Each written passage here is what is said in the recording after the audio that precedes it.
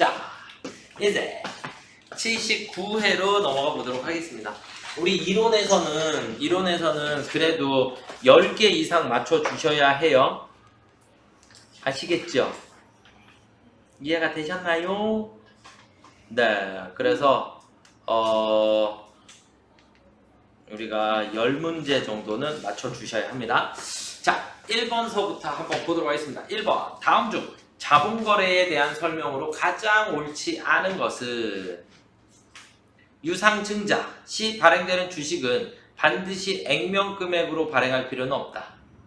그쵸? 유상증자는 주식을 내가 발행하는 건데 우리 회사가 주가는 마음대로 설정할 수 있죠? 네.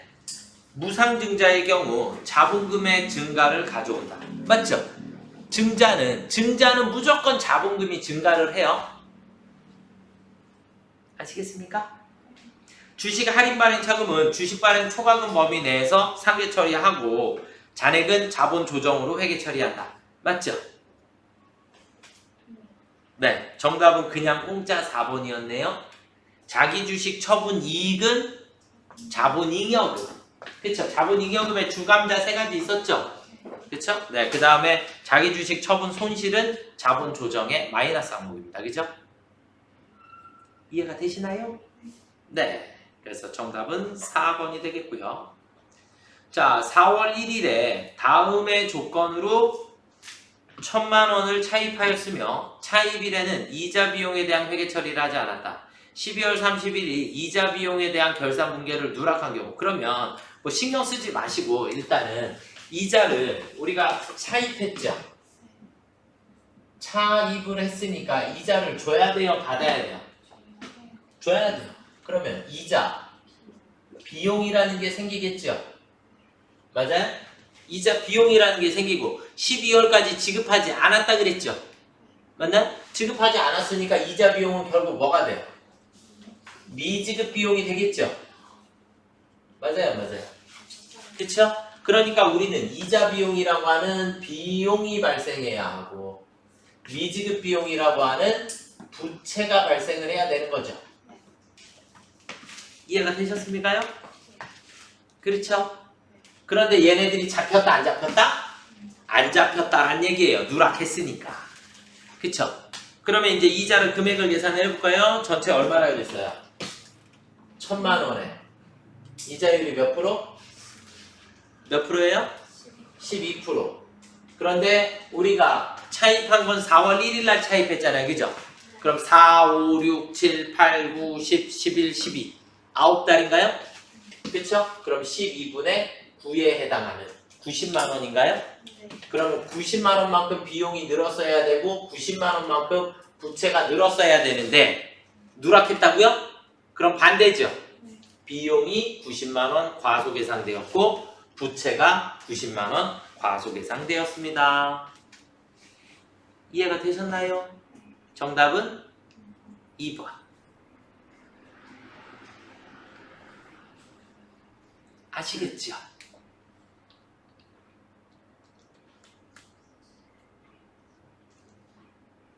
자, 그 다음 자료에서 설명하는 재고자산의 평가 방법은 그랬어요. 재고자산의 평가 방법은 우리가 어떻게 해야 되죠? 기말 매출원가 이익 맞네? 이게 끝이에요. 이것만 알면 우리 그냥 다 공짜인데 기말이 커지면 원가는 작아지고 이익은 커지고 기말이 작아지면 원가는 커지고 이익은 작아진다.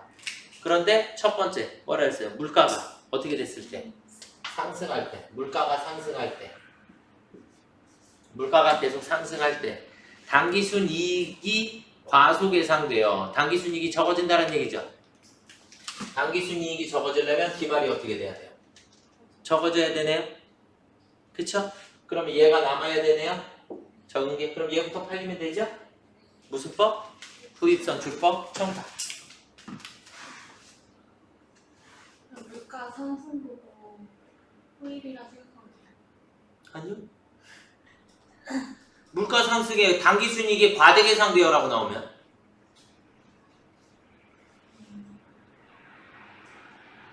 그쵸? 그러니까 단기수 이익이 줄어든다라는 게 중요한 거고. 그쵸? 물가 상승은 의미가 없어요. 문제가 물가 하락이라고 나오면 반대로 바뀌어야죠. 그쵸? 그러니까 이익이 커지냐 작아지냐, 기말이 커지냐 작아지냐, 매출 원가가 커지냐 작아지냐, 이거에 따라서 틀려지는 거죠. 답은. 그래서 얘네들의 변화가 있으면 무조건 얘네들의 효과가 기말이 어떻게 되냐를 찾는 거야. 기말. 얘네들의 효과가. 그래서 이익을 과속 이상해야 되니까 기말은 작아져야 된다. 기말이 작아져야 되니까 뒤에 거부터 나가야 된다. 그쵸?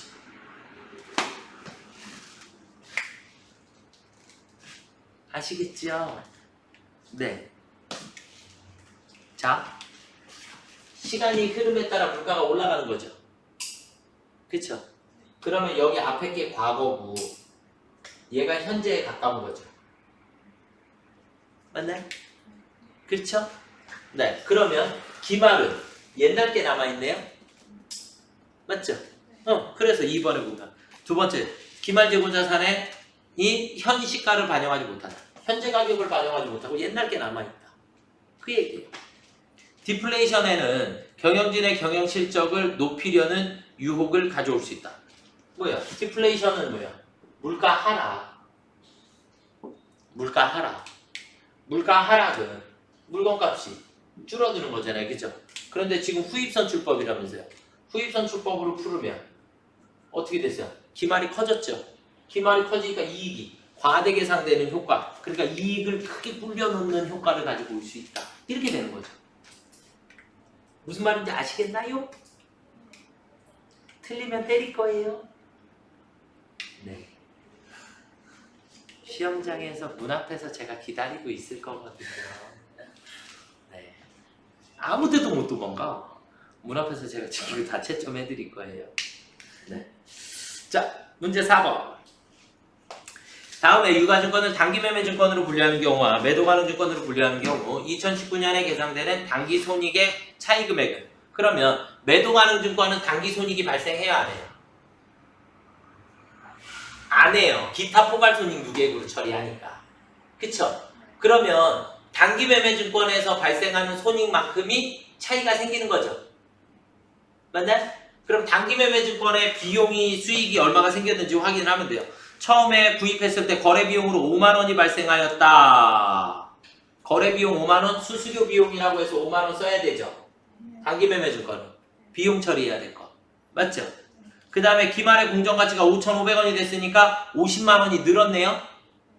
그러니까 5만원의 비용이 발생을 했고 50만원만큼의 평가 이익이 생긴 거죠. 맞네? 결국 얼마 남았어요? 45만원의 차이가 생기겠지. 2번이 정답. 얘는 둘을 구분할 필요가 없어요. 둘을 구분할 필요가. 왜? 매도 가능 증권은 어차피 손익이 생긴다 안 생긴다? 안 생긴다. 매도 가능 증권은 기타 포괄 손익 누계액으로 처리하는 거잖아요. 그렇죠. 매도 가능 증권 평가 이익, 매도 가능 증권 평가 손실은 기타 포괄 손익 누계액. 그러니까 단기 손익이 발생을 하지 않는다. 그러면 단기 매매 증권만 단기 손익이 발생을 하는 거예요. 그럼 단기 매매 증권은 5만원의 취득시 재비용, 수수료 비용 900번대 써야 되잖아요. 그죠? 그래서 비용이 5만원 생겼고 그 다음에 50만원짜리가 500만원짜리가 550이 됐으니까 50만원만큼의 평가 이익이 생겼겠죠. 그럼 이익은 50만원 생기고 비용은 5만원이 생겼으니까 결론적으로는 45만원의 이익이 생긴 거죠. 아시겠나요?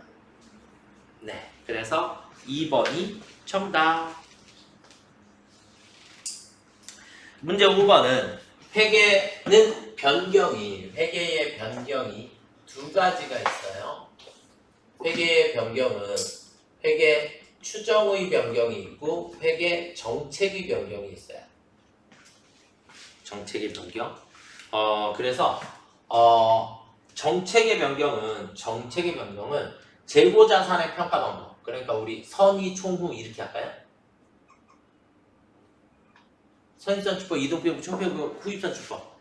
이 재고 자산의 평가 방법. 그 다음에 유가증권의 평가 방법. 이 평가 방법이 바뀌는 걸 정책의 변경이라고 해요. 평가 방법이 바뀌는 것.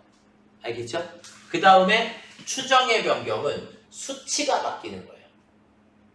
수치. 그러니까 예를 들자면 내용연수가 바뀐다든지 대손율이 바뀐다든지 이런 것들이 바뀌는 것을 우리가 추정의 변경이다 라고 얘기해요. 그런데 추정의 변경에서 반드시 외워야 될 거 하나가 감가상각 방법의 변경이에요.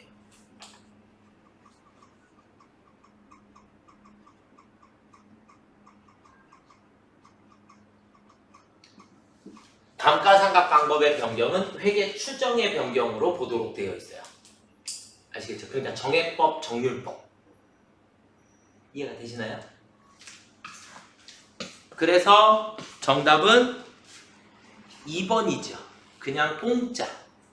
왜 그러냐면 1번은 공정가치, 금액이 바뀐 거죠. 맞나요? 그 다음에 3번은 내용연수, 잔존가치, 숫자가 바뀐 거 맞죠? 그 다음에 대손율, 숫자가 바뀐 거죠. 수치가 바뀐 건 다 추정의 변경. 아시겠죠? 네. 그 다음에 단가 결정 방법이 바뀐 거. 그러니까 얘가 지금 이 선의 총무, 얘가 단가 결정 방법이죠.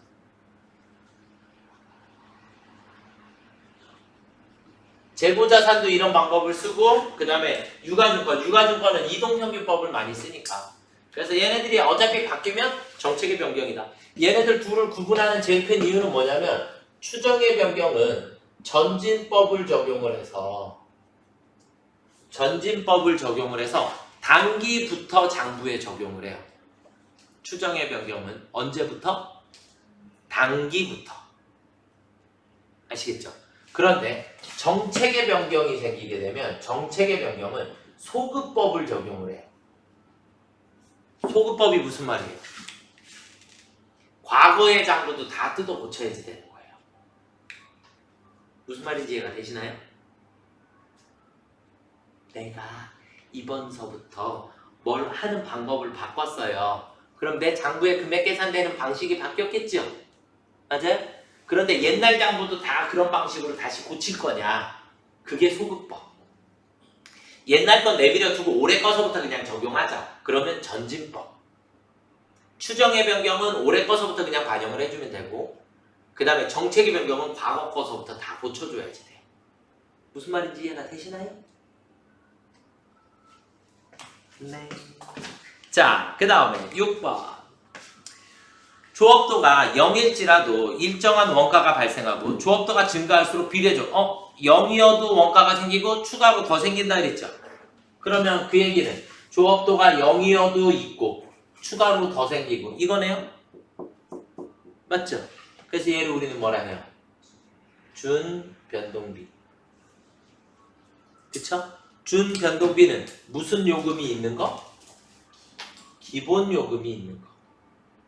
그쵸? 준변동비를 다른 말로 혼합 원가라고도 하죠. 맞나요? 이해가 되시나요? 네. 그래서 정답은 4번인가요? 빙고. 자, 그 다음 문제 7번. 다음 중 원가의 개념이 가장 잘못 연결된 것은 기회원가는 과거에 발생한 원가로서 메모원가인데요? 그쵸? 이해가 되시나요? 기회원가가 아니라 메모원가예요. 지금 설명은 기회원가라고 하는 것은 뭐예요? 넘버 2라 그랬죠? 그쵸? 특정한 대안들이 여러 개가 있을 때 우리는 하나를 선택하고 버려지는 대안들 중 효익이 가장 큰 거. 맞나요?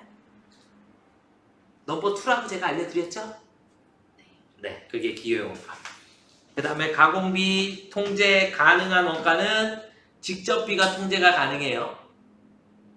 아시겠죠? 고정비는 통제가 불가능해요. 아시겠죠? 네. 다음 중 개별원가 계산의 특징이다. 틀린 것은 뭐예요?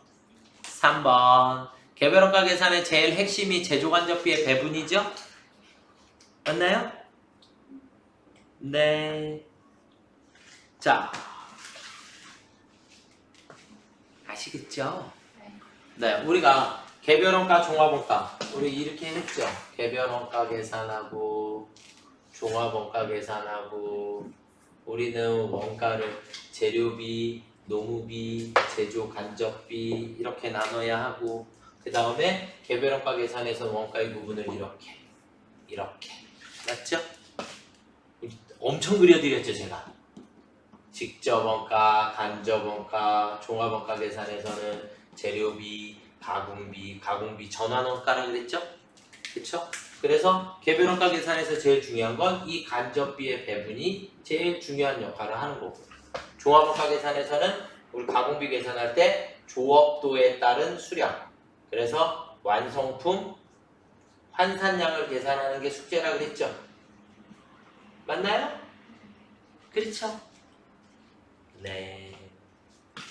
자, 그래서 정답은 3번이 되겠고요. 9번 다음 중 제조간접비에 대한 설명으로 틀린 것은 인과관계에 따라 제조간접비를 배부하는 것이 용이하지 않다? 인과관계에 따라 배부하는 것이 용이하다. 그쵸? 추적할 수 없는 원가고 제조간접비, 간접재료비, 직접 노무비,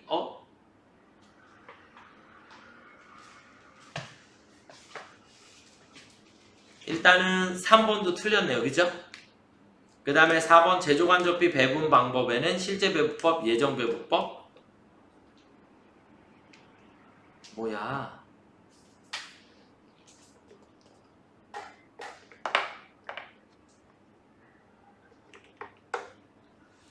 4번도 틀렸어요.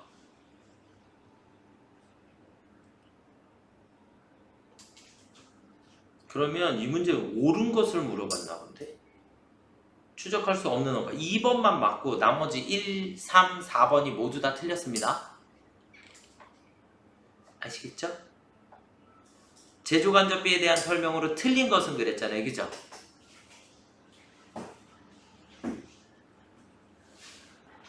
그래서 1번은 인과관계에 따라 제조간접비를 배부하는 것이 용이하지 않다? 인과관계에 따라 배부하는 것이 제일 용이한 방법이다. 이렇게 봐야 되고요. 그 다음에 제조간접비는 직접 노무비 때문에 틀렸잖아요. 그죠? 직접비가 들어가면 안 되니까.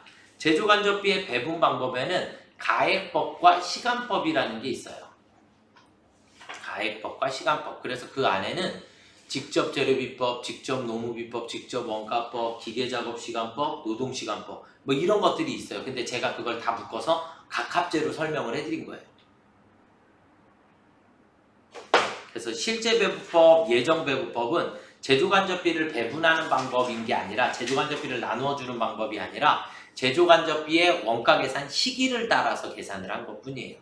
실제 원가계산은 다 끝나야 집계가 되는 걸 실제 원가계산이라고 하는 거고 예정 원가계산은 미리 예측치를 보내주는 방법이죠. 이해가 되시나요? 아시겠죠? 네.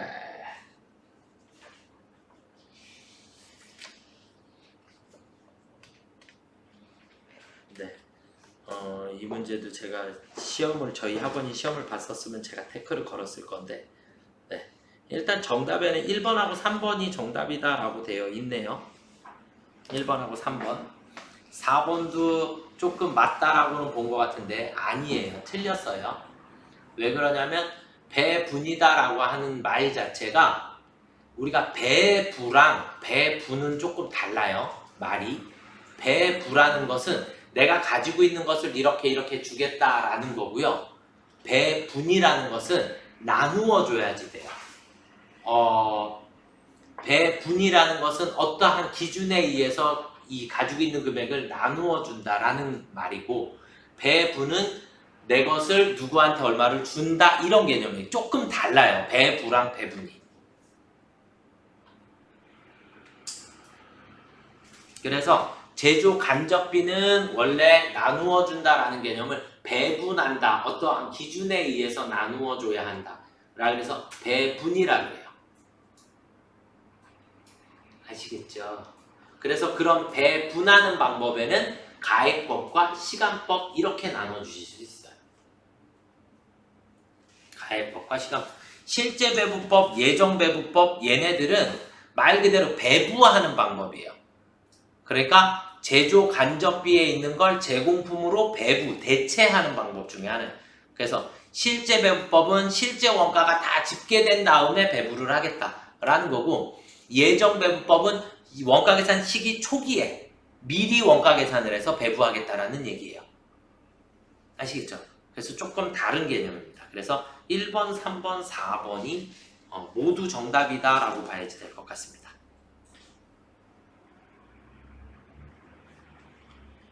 아시겠지요? 네. 자, 그 다음에 종합원가 계산의 가공비의 완성품 환산량을 계산하시오 그랬어요. 그래서 완성품 환산량 아까 어떻게 계산한다고요? 완성 수량에다가 플러스 무슨 수량? 기말 수량. 거기서 마이너스 기초 수량을 빼면 된다. 아시겠죠? 그래서 둘을 더한 걸 무슨 법? 평균법. 다 더한 것을 선입선출법. 이해가 되시나요? 아시겠죠? 그러면 지금 가공비라 그랬으니까 가공비는 무조건 퍼센트 따지는 거죠. 그쵸? 그럼 완성 수량이 몇 개예요? 600개. 플러스 기말이 몇 개예요? 280개. 마이너스 기초 수량은 60개. 이해되셨나요? 그쵸? 그러니까 평균법은 880개. 선입선출법은 60개 빼야 되니까 820개. 이렇게 나오는 거죠. 아시겠지요? 네. 정답은 1번인가요? 그렇습니까? 네. 자, 그 다음에 11번. 부가세법상 수정세금계산서 작성일을 적고자 한다. 다음 중 작성일을 소급하여 처음에 발급한 세금계산서 작성일을 적어야 하는 경우. 계약의 해지는 해지 사유 발생일이에요. 계약의 해지는 해지 사유 발생일. 그러니까 해지일이다라고 봐도 돼요. 처음에 공급한 재화가 환입됐으면 재화가 움직였죠. 움직이면 무조건 움직인 날이에요. 수정세금계산서 발급은 자 처음에 재화를 공급했죠. 그럼 공급한 날 세금계산서 끊어야죠. 그럼 나중에 반품이 돼서 들어왔어요. 그럼 반품된 날이에요. 세금계산서, 수정세금계산서 끊는 날이. 아시겠죠? 세율을 잘못 적었으면 첫날 잘못한 거죠. 그럼 그 날짜 거를 다시 수정을 해야 되겠죠. 네, 정답은 1번. 1번이네. 3번. 네. 계약의 해제 또 마찬가지. 해제 사유가 발생한 날이에요.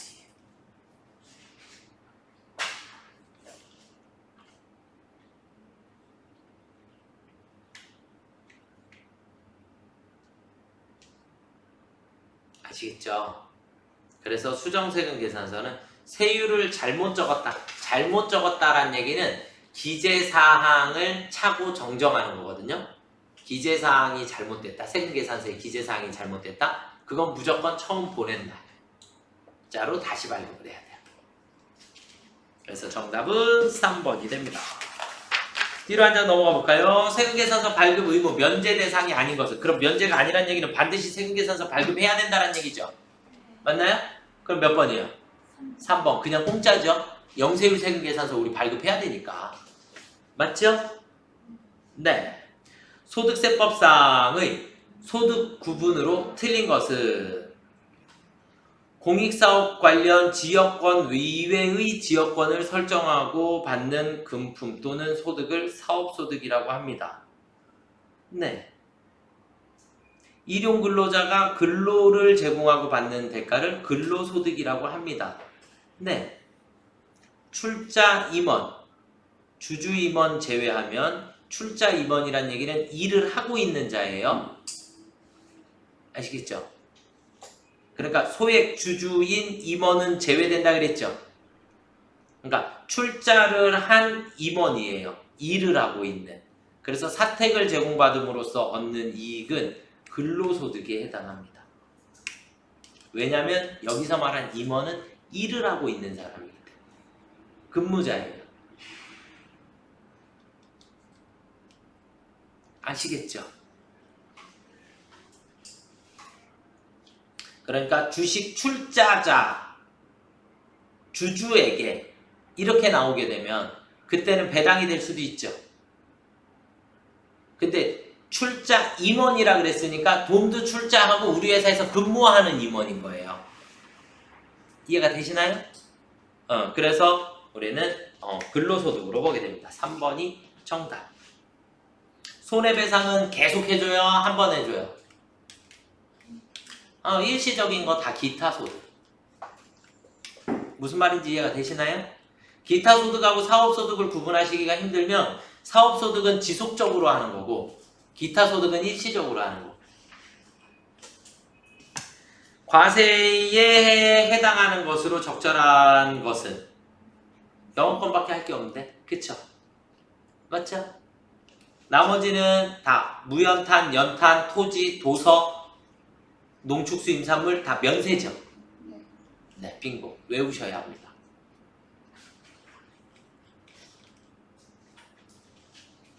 (15번) 다음 중 원천징수 세액이 가장 낮은 것부터 순서대로 나열하는 것은 세액이 어떡하지? 이게 다 외우셨나? 이거 어떻게 외워? 그쵸? 비영업대금의 이익은 25%예요. 세율이 25%고 그 다음에 일반 배당은 14%예요. 배당은 14%. 이자 배당소득 14%고 봉사료는 몇 프로죠? 봉사료 하나 외우겠다. 5%. 그쵸? 그 다음에 복권 당첨 소득은 3억 원 이하는 20%. 3억 원을 초과하면 30%.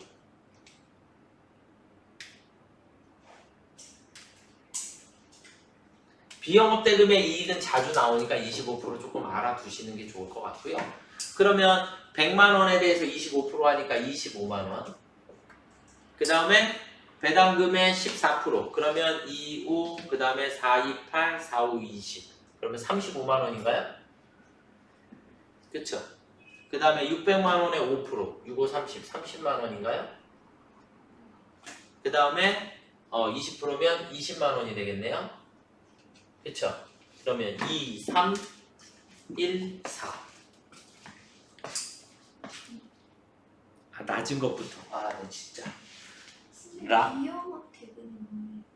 비영업대금. 영업하지 않는데 이익이 생긴 거예요. 그러니까 얘는 그냥 쉽게 이해하면 대여금에 대한 이자. 우리가 원래 돈 대출해주는 업이 아니면 대여해주는 게 우리 회사의 주된 영업이 아니죠. 그것과 관련 없이 돈을 벌었으니까 대여금에 대한 이자를 우리가 비영업대금의 이익이다라고 얘기를 하고요. 그러면 네.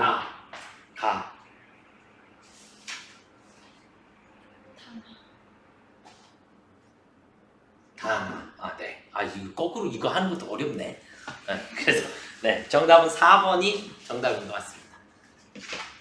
이해가 되시나요? 네, 근데 이거 공제율 나오고 이렇게 계산하라고까지 나온 거는 틀리라고 나오는 거니까 방법이 별로 없네요. 그렇죠? 근데 저도 세법을 오랫동안 가르치고 해도 저도 세율을 잘 안 외워요. 왜? 이게 우리가 문제를 풀어야 되니까 세율을 외우지 실제 실무에서는 어떻게 세율을 다 외워요? 그때그때 그냥 검색하면 바로바로 나오니까. 그쵸? 네, 그래서 실무에서는 우리가 세율을 굳이 외우면서 일할 필요는 없어요. 기본적인 거 몇 가지 정도만 알고 계시면 될 것 같습니다. 아시겠죠? 네, 여기까지 하도록 하겠습니다.